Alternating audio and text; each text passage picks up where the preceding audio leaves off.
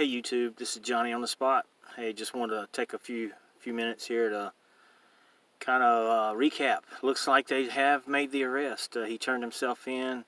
They booked him. I believe he's been released on $100,000 bail. Jussie Smollett, the actor for Empire, maybe the ex-actor for Empire, I hope.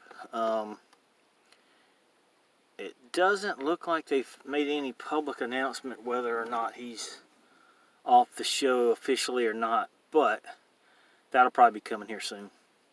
We'll see how it plays out. I just hope for one thing, number one, that he doesn't harm himself. I hope he doesn't do anything negative to himself. He can get through this. Of course, he's made the bed. He's got to lie in it. But I hope he doesn't harm himself. Number two, they probably may, of course, try the rehab thing to try and cut it off at the pass. Get some sympathy that he's got problems. He's got drug issues with, I think Molly was some of the drugs he was buying. He's definitely not thinking clearly. But again, I think it's more of a narcissistic issue, attention issue. He's wanting more attention, want to expand his career, wanting to push an agenda. His hate for white people, or his hate for the other side, the MAGA, the Trump, has pushed him to a point where he's made detrimental decisions that will affect his life forever. I mean, let's just say his career, I would say, is pretty dead right now, as far as an actor. He may have trouble coming out of prison getting, a dishwashing job with what he's done to the community on many levels. His gay community that he represents, the black community has really stiff-armed him for this situation. And of course, the MAGA people, the Trump supporters, have definitely not had any love lost for this guy. I just hope the best for him in the long run. I don't think they're finished with him. I think the FBI hasn't even come forward yet with the... they have linked him to the letter, and he's actually in part of that. He orchestrated the letter and the fake white powder, which is big. It's a big serious crime there. That's even if it's fake, you can't send white powder through the mail. That's a terroristic act. He'll be in pretty big trouble for that. They haven't even come forward with that information as far as what they're going to do about that particular situation. Right now, he's just been arrested for lying to police, false police report, which is a 3-year felony on the max, 1 to 3 years. So, we'll see what happens. I'm kind of curious. You don't hear as much of the folks that were supporting him early on. They're still hanging on to well, let's see how it all turns out.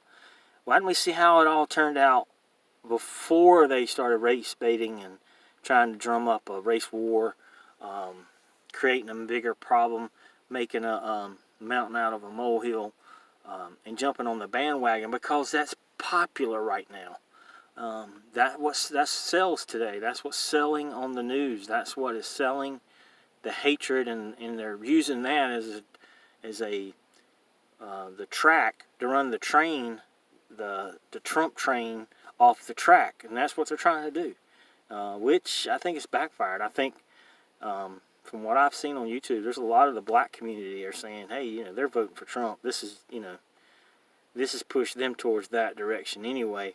And if you look at YouTube, you'll be surprised at the way the media, the mainstream media, wants you to think that no black people voted for Trump.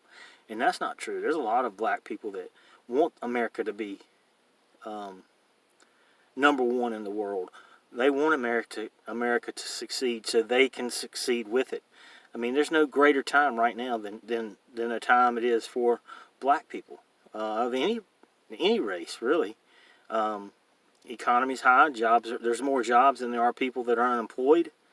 And you've got situations where people of color in entertainment making huge money, sports, huge money, careers, businesses. So it's America's one of the best places on the planet to live. And I think this guy has shot himself in the foot. I hate it for him. I understand that things happen. People do what they do. We're in a fallen world. He needs to pray to God that He can help him get through this.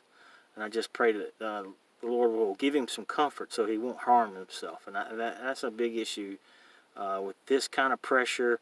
If he's kind of unstable enough to pull something like this anyway, he's probably unstable mentally, and he could probably harm himself. So everybody needs to keep this close to him, keep a close eye, give him some support.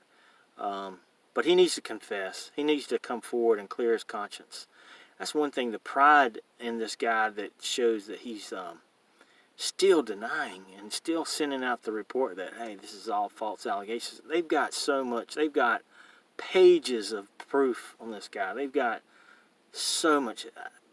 Smollett was so ignorant in some of the things that the police departments can do and the FBI can do. He was very naive, apparently. This is no game you play with the police or the FBI. Not with the technology they have today, DNA, cameras, computers, tracking, phone, Google's search, everything. They had everything on this guy. Uber cameras, taxi cameras, city cameras.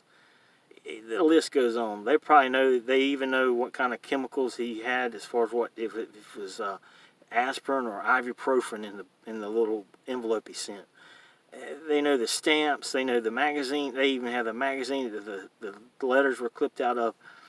This is a very sophisticated day and time for the police departments. And if you pull off something like this, odds of getting away with it, especially if it's a hoax, if you pull off a crime like this, you're going to get caught.